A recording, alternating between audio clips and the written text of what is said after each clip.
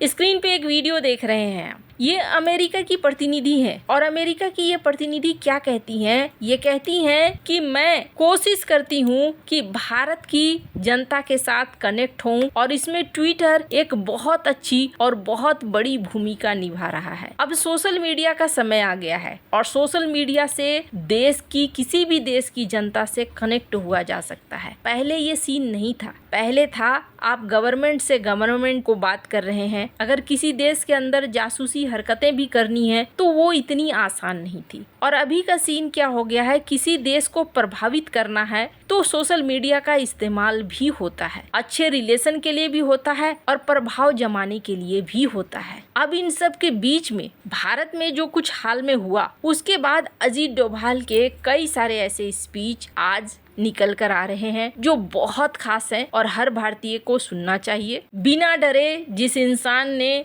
पूरे देश की सेवा की हो और आज भी इस उम्र में भी जिस उम्र में लोग रिटायर हो जाते हैं वो बंदा आज भी कर रहा है सेवा, तो ऐसे इंसान की हर बात बहुत कीमती होती है। आज डोभाल सर के कई राज निकल कर मंच पर सामने आ गए जब आमने सामने अमित शाह और अजीत डोभाल हुए। कई ऐसे क्षण आए हैं और इस वीडियो को अंत तक जरूर देखिएगा। एक ऐसा इंसान जिसने अपने जीवन का सबसे बड़ा हिस्सा देश को दिया है, अगर वो कुछ कह रहा है तो वो बहुत ज्यादा खास है हर भारतीय के लिए। इसलिए मैं कहूंगी कि इस वीडियो को अंत तक जरूर देखिएगा। राष्ट्रीय सुरक्षा सलाहकार NSA अजीत डोभाल को 2026 का लोकमान्य तिलक राष्ट्रीय पुरस्कार दिया गया। 1 अगस्त 2026 को पुणे में लोकमान्य तिलक की पुण्यतिथि के अवसर पर यह आयोजित हुआ। केंद्रीय गृह मंत्री अमित शाह ने अजीत डोभाल को यह पुरस्कार दिया और पुरस्कार का कारण क्या था? भारत की राष्ट्रीय सुरक्षा को मजबूत करने, रणनीतिक नीति निर्माण और लंबे समय से दिए गए योगदान के लिए उनको सम्मानित किया गया। इस दौरान अमित शाह ने एक बड़ा अच्छा बयान दिया कि किस तरीके से अजीत डोभाल को PM मोदी अपनी पहली पसंद बनाकर बैठे थे।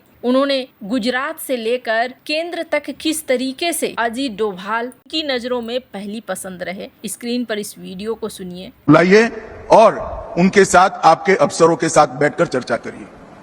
मुझे याद है मेरे घर पर अजीत जी आए थे, दोपहर का वक्त था और उन्होंने जो टिप्स दी थी इसका परिणाम ये था कि न केवल अहमदाबाद बॉम्ब ब्लास्ट, देश भर के 13 बॉम्ब ब्लास्ट एक साथ गुजरात पुलिस ने रिजॉल्व किए थे। ये बहुत बड़ी उपलब्धि।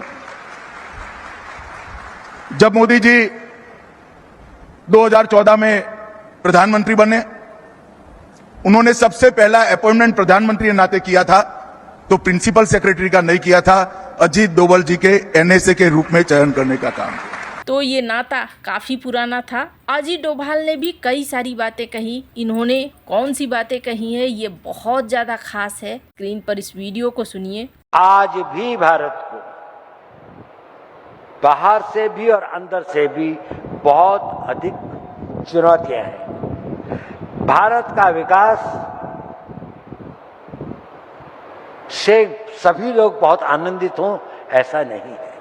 भारत का विकास कई लोगों के लिए, कई देशों के लिए, कई इंटरेस्ट के लिए, उनके लिए ये घातक है और हमें उसका मुकाबला करना है। उसके लिए हमारे को युवाओं को उन्होंने राष्ट्र हित को सर्वोपरि रखने की अपील की। उन्होंने ये भी कहा कि भारत इस समय एक ऐतिहासिक अवसर के दौर पर है। उनका कहना था कि ऐसा अवसर बार बार नहीं मिलता है और देश इसे गंवाने का जोखिम नहीं उठा सकता है। हर इंसान को, हर युवा को भारत के भविष्य को आकार देने में महत्वपूर्ण भूमिका निभाना चाहिए। इस वीडियो में सुन सकते हैं आप। आज का दिन ये भी दिन है कि जब हमें स्वयं को फिर सोचने की आवश्यकता है। माननीय गृह मंत्री जी ने इस पर बल भी दिया कि उनकी प्रासंगिकता खत्म नहीं हुई। आज भी जो उन्होंने कहा था, एक बार हर भारतीय को, विशेषकर हमारे युवाओं को ये सोचने की आवश्यकता है कि जिस मार्ग पर जो भारत की उनकी कल्पना थी वो क्या थी और क्या भाव था राष्ट्र निर्माण का। मैं इस पुरस्कार के लिए बहुत आभारी हूं, धन्यवाद देता हूं तिलक स्वराज संघ, लोकमान्य तिलक स्मारक ट्रस्ट को और मैं इसे विनम्रता से स्वीकार करता हूं। मैं गौरवान्वित भी हूं और नतमस्तक भी।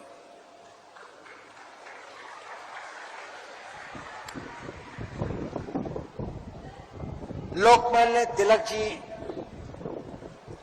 के जीवन को समझना, उनकी गहराइयों को देखना, उसके लिए उस समय के काल, उस समय के मजबूरियां, उस समय की दयनीयता को शायद हम लोग उसकी कल्पना नहीं कर। पाकिस्तान, चीन, आतंकवाद या किसी मौजूदा सुरक्षा अभियान पर इन्होंने कोई टिप्पणी नहीं की, लेकिन इन्होंने सबसे ज्यादा अपील अगर किसी से किया तो ये यूथ से, जो हमारे नौजवान हैं, उनसे किया गया। अजीत डोभाल ने यहाँ साफ साफ कहा कि तुम्हारे पर्सनल अगर हित हैं तो अपने छोटे हितों को राष्ट्र के लिए समर्पित कर दो, और ये बहुत ज्यादा जरूरी है। खैर, आजादी का मतलब भी इन्होंने समझाया कि असल में आजादी का मतलब क्या है। इस वीडियो में सुन सकते हैं आप।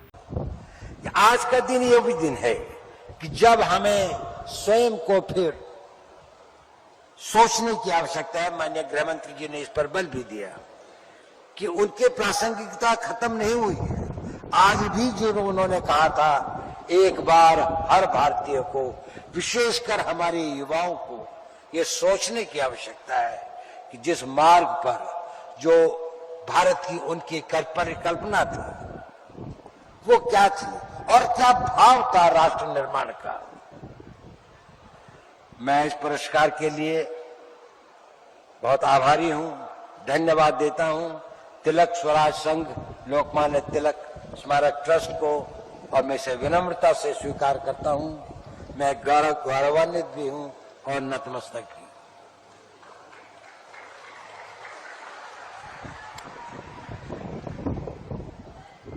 लोकमान्य तिलक जी